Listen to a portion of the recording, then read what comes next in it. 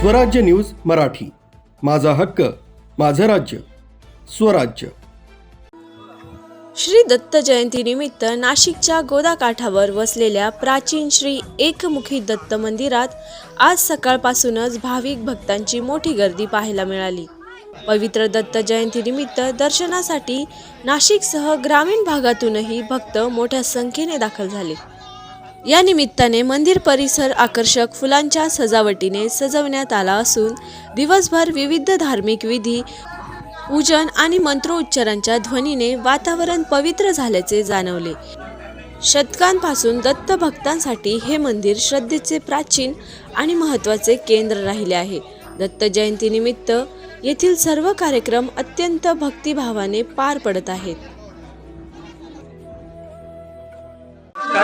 आज पहाटे बसलं दत्त महाराजांचा लघुरुद्र अभिषेक झालेला आहे। त्यानंतर संध्याकाळी 6:15 वाजता दत्त जन्माचं नियोजन आहे। संध्याकाळी 6:15 वाजता दत्त जन्म झालं का महाआरती होईल व भाविकांच्या दर्शनासाठी मंदिर खुलं असणार आहे रात्री 2-1 वाजेपर्यंत।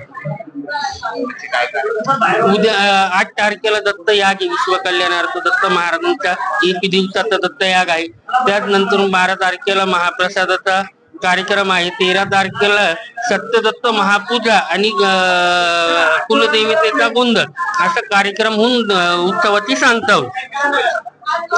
तिचा खूप खूप शुभेच्छा।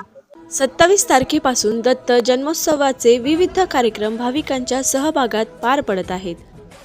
8 तारखेला दत्त याग तर 12 तारखेला महाप्रसाद व भंडाऱ्याचे आयोजन करण्यात आले असून सर्व भाविक भक्तांनी या धार्मिक कार्यक्रमाचा लाभ घ्यावा असे आवाहन मंदिर व्यवस्थापनेतर्फे करण्यात आले आहे। दत्त जयंतीमुळे गोदाकाठावरील परिसर भक्तिभावाने उजळून निघाला असून दिवसभर भक्तांच्या गर्दीने उत्साहाचे वातावरण पाहायला मिळाले।